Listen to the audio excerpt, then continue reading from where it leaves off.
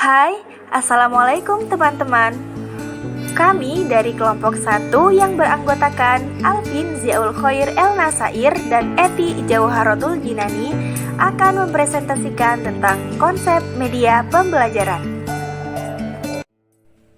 Yang pertama, pengertian media pembelajaran. Media yang digunakan untuk membantu merangsang pikiran, perasaan, kemampuan, dan perhatian siswa dalam proses belajar mengajar dalam kelas. Media tidak terbatas pada jenis media yang dirancang secara khusus untuk mencapai tujuan tertentu, akan tetapi juga yang keberadaannya dapat dimanfaatkan untuk memperjelas atau mempermudah pemahaman siswa terhadap materi atau pesanan tertentu. Jadi apapun bentuknya, apabila dapat digunakan untuk menyalurkan pesan dapat disebut media. Heinrich, Molinda, dan Russell pada tahun 1993 mendefinisikan media sebagai alat saluran komunikasi. Istilah media itu sendiri berasal dari bahasa Latin dan merupakan bentuk jamak dari kata medium, yang secara harfiah berarti perantara, yaitu perantara sumber pesan atau issuer dengan penerima pesan atau receiver. Dalam kegiatan pembelajaran terdapat proses belajar mengajar yang pada dasarnya merupakan proses komunikasi. Dalam proses komunikasi tersebut, guru bertindak sebagai komunikator yang bertugas menyampaikan pesan pendidikan kepada penerima pesan, yaitu siswa atau anak-anak, agar pesan pendidikan yang disampaikan guru dapat diterima dengan baik oleh anak. Maka dalam proses komunikasi pendidikan tersebut diperlukan wahana penyaluran pesan yang disebut media pendidikan atau pembelajaran. Guru dalam melaksanakan proses pembelajaran harus memiliki gagasan yang ditunjukkan dalam desain pembelajaran sebagai titik awal dalam melaksanakan komunikasi dengan siswa. Karena itu diperlukan pemahaman tentang unsur-unsur yang dapat menunjang proses komunikasi serta tujuan dari komunikasi, agar proses komunikasi pembelajaran berjalan secara efektif dan efisien. Guru perlu menggunakan media untuk merangsang siswa dalam belajar. Jadi pada prinsipnya, media bermanfaat untuk menunjang proses pembelajaran. Hal ini bukan saja membuat penyajian menjadi lebih konkret, tapi juga ada beberapa kegunaan yang lain.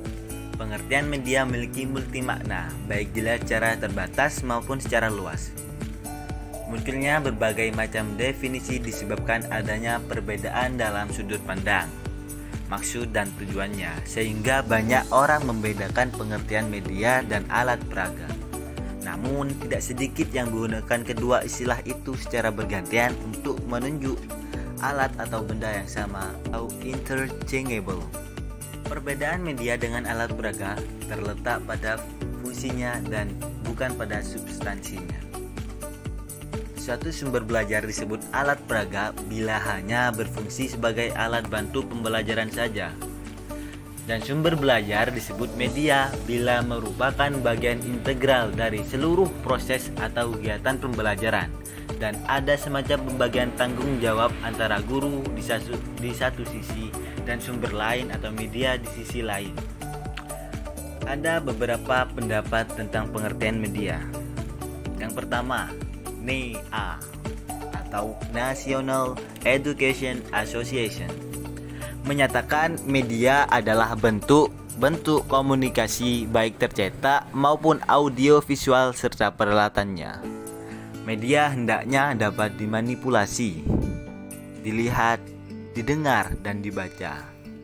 Selanjutnya, AECT atau Association of Education and Communication Technology Amerika mengemukakan bahwa media sebagai salah segala bentuk dan saluran yang digunakan orang untuk menyalurkan pesan atau informasi. Yang ketiga, menurut Gagne, media adalah berbagai jenis komponen dalam lingkungan anak didik yang dapat memotivasi anak didik untuk belajar.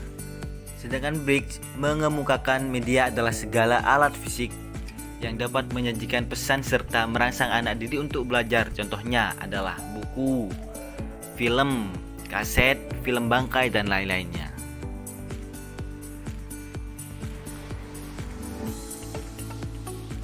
Dan E.Z. Korte dalam W.S. Winkel menyatakan bahwa media pembelajaran adalah suatu sarana non-personal atau bukan manusia yang digunakan atau disediakan oleh tenaga pengajar yang memegang peranan penting dalam proses belajar mengajar untuk mencapai tujuan instruksional. Dengan demikian, dari pendapat ahli tersebut dapat disimpulkan bahwa media pembelajaran adalah segala sesuatu yang digunakan atau disediakan oleh guru di mana penggunaannya diintegrasikan ke dalam tujuan dan isi pembelajaran sehingga dapat membantu meningkatkan kualitas kegiatan pembelajaran serta mencapai kompetensi pembelajarannya. Setelah kita memahami hakikat media pembelajaran, hal lain yang harus kita renungkan adalah mengapa media ini sangat penting sehingga harus dijadikan sebagai bagian yang tak terpisahkan atau integral dalam proses pembelajaran.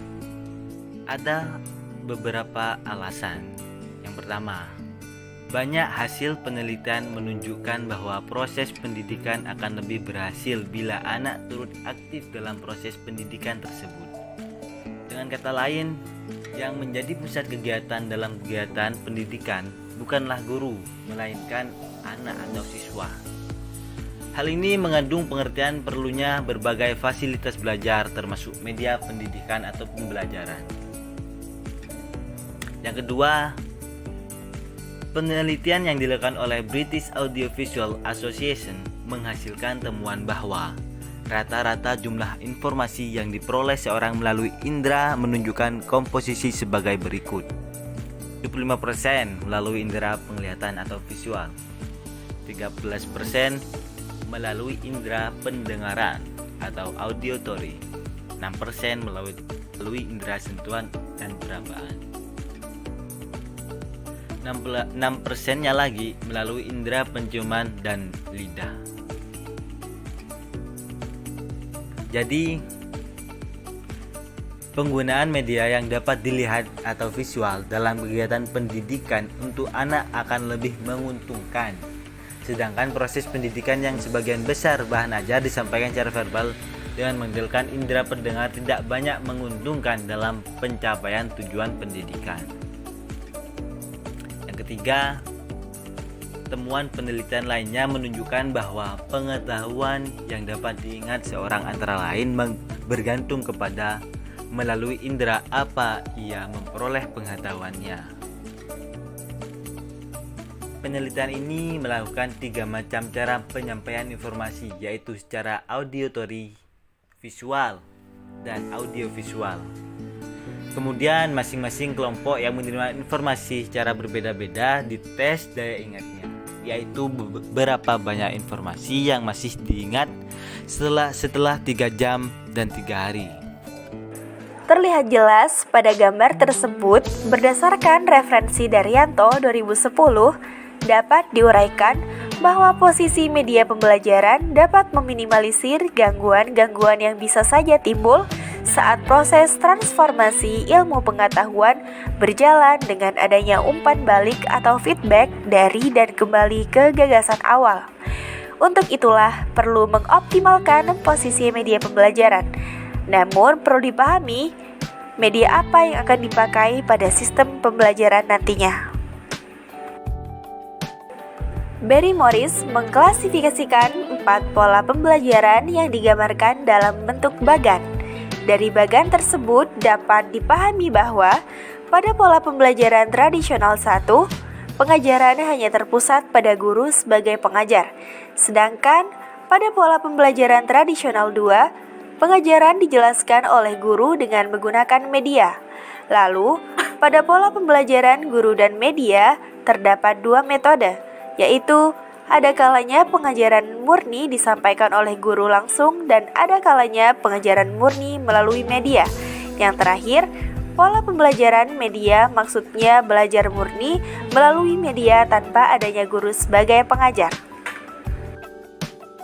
Secara umum, media pembelajaran memiliki banyak fungsi, antara lain memperjelas pesan agar tidak terlalu verbalitas, mengatasi keterbatasan ruang, waktu, tenaga, dan daya indera, menumbuhkan gairah belajar, interaksi lebih langsung antara murid dan sumber belajar, memungkinkan anak belajar mandiri sesuai dengan bakat dan kemampuan visual, auditori, dan kinestik, mampu menyalurkan pesan atau bahan pelajaran sehingga dapat merangsang perhatian, minat, pikiran, dan perasaan siswa dalam kegiatan belajar untuk mencapai tujuan belajar.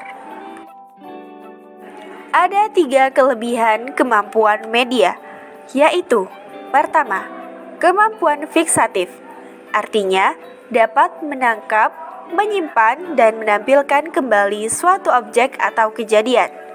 Dengan kemampuan ini, objek atau kejadian dapat digambar, dipotret, direkam, difilmkan, kemudian dapat disimpan dan pada saat diperlukan dapat ditunjukkan dan diamati kembali seperti kejadian aslinya. Kedua, kemampuan manipulatif.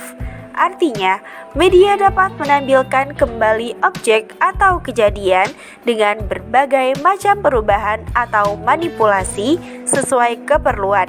Misalnya, diubah ukurannya, kecepatannya, warnanya, serta dapat pula diulang-ulang penyajiannya. Ketiga, kemampuan distributif. Artinya, media mampu menjangkau audiens yang besar jumlahnya dalam satu kali penyiaran secara serempak, misalnya siaran TV atau radio. Hambatan-hambatan komunikasi dalam proses pembelajaran. Pertama, verbalisme. Artinya, siswa dapat menyebutkan kata tetapi tidak mengetahui artinya. Hal ini terjadi karena biasanya guru mengajarkan hanya dengan penjelasan lisan atau ceramah. Siswa cenderung hanya menirukan apa yang dikatakan guru. Kedua, salah tafsir. Artinya, dengan istilah atau kata yang sama diartikan berbeda oleh siswa.